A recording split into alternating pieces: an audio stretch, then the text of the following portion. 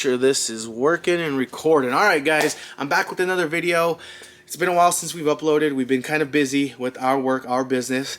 But anyways, we got a new project for you guys. We picked up this trailer off of Facebook Marketplace, 500 bucks. Titled, VIN plate, everything is there for us to get it registered. But the problem is this trailer did have a lot of things that needed to be updated and fixed. I mean, it is an old trailer. I think it's a 1990. I'd have to double check the paperwork. But anyways, what we did is we stripped everything. Actually, it didn't even come with decking, but it did come with some good tires. We put new wiring harness in there, 7-pin. I put new lights, wired everything up, sanded everything down to the best of our ability. It's not perfect. And then we got some tractor paint, kind of coated the whole thing, and put some new decking. And the trailer honestly looks really nice. I'm not sure. Other than that, I mean, the trailer turned out great, and we'll see. So this is what I picked up on Amazon. I got the 7-pin connector. It's got the box in here and all the color diagrams. And I also picked up a cable with the seven wires in there, so I can wire the clearance lights, trailer brakes, brake lights, and what else do we have? Honestly, I think that's pretty much it.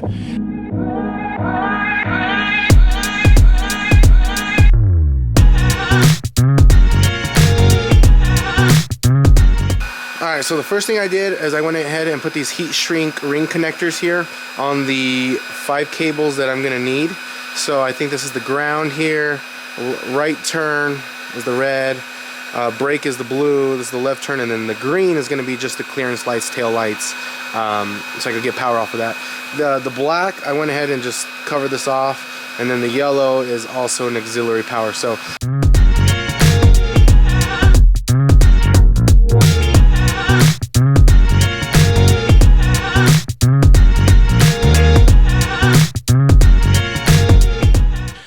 alright guys, it's been about 2 hours or so and I am wrapped up. Well, I'm not completely done, but I'm pretty much done for what I'm going to do today.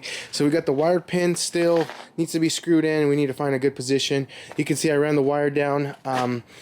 Not everything is completely wired up yet, so once we wire everything, we're going to tie in all these zip ties and all these wires loose so they're not hanging or anything like that.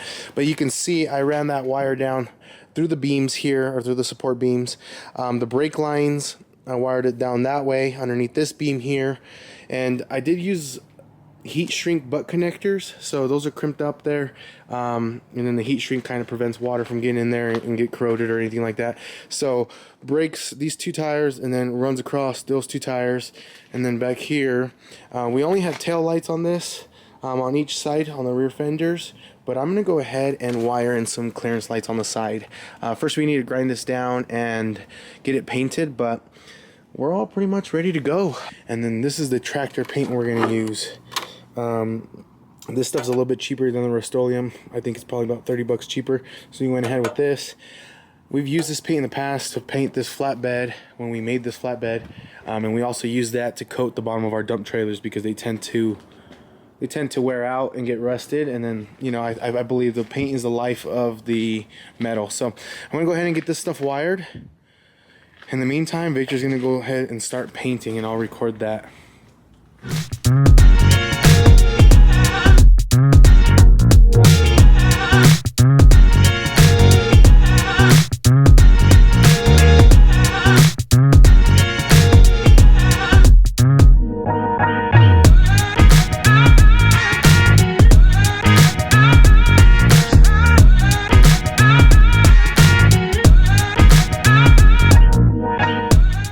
Went ahead and took off these tires. You can see these tires are pretty much new.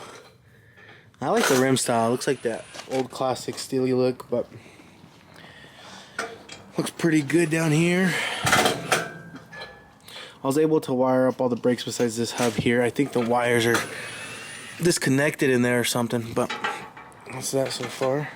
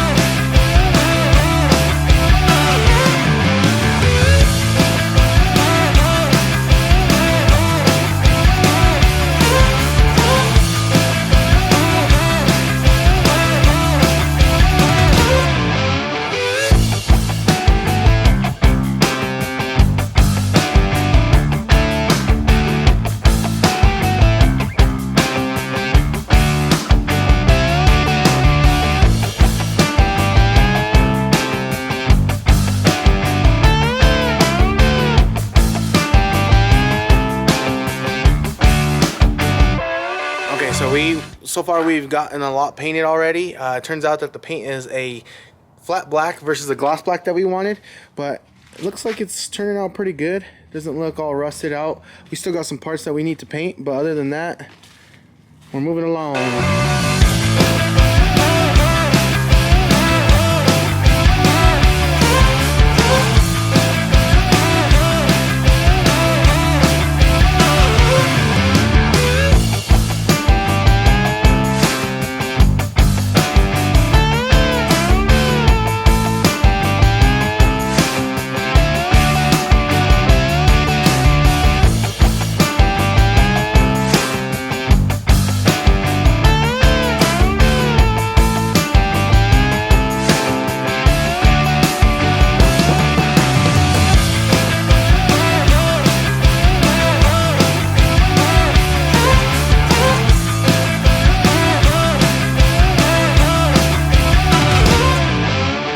So we got all the boards on, not treated boards like we'd like to, but when you're on a budget, you do budget things.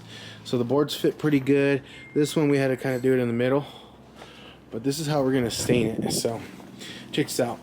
This is the poor man's stain right here. So we got one of these little sprayer things. We go ahead and fill half of it of oil and half of it of diesel.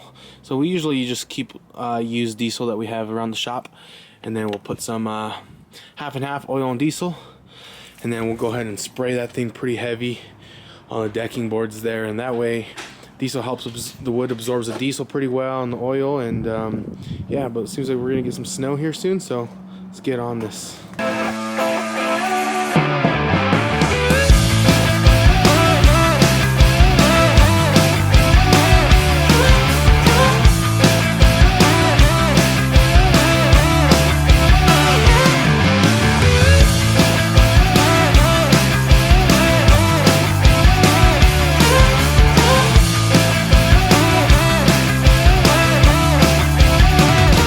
Sort of the final product until it dries.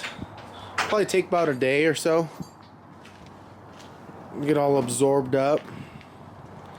It's not gonna help that it's snowing though.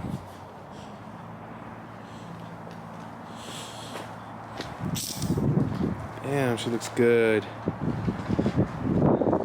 She's looking brand new. Alright, so we went ahead and stained the wood yesterday, but it's still drying. Considering it's oil and diesel mix, cheap man's stain, it's still gonna take a little bit of time, but the wood seemed to absorb it pretty well. You can kind of see that. You can see the metal's a little bit wet. But anyways, yeah, this is the trailer, 16 foot long. I think it's probably 72 inches wide, something like that, or 78 inches wide. We still got to replace these chains up here, and we're going to actually add a bar for a spare tire, but we don't have that tire yet, so I figured we'd wait until we can find something on Marketplace. These are the rims. Tires look great. You can see that we added the tail lights, the clearance lights. We still have to make some custom ramps for this. The ramps go right underneath.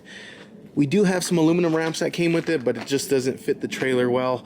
But yeah, this trailer came out banging, and I'm ready to sell this thing or use it.